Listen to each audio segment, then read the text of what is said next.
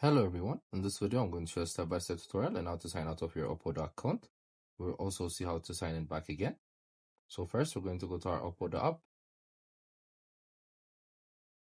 So as you can see, we're already logged in. Then next you're going to click on the account section on the top right corner. Then click on account and settings. So there's the logout option. You're going to click on it. Then it's going to log you out. It's as simple as that. If you want to log in back again click on the account section. So as you can see, there's an option that says join now. You're going to click on it.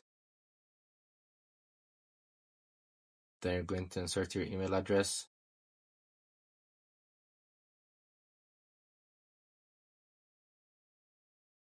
Then your password. You can also send login link via email. You can use either of the two. Then click on login. Then you're logged in. This is how you do it. I hope you guys like this video. Subscribe for more, like for more, share for more. I hope to see you again. Goodbye.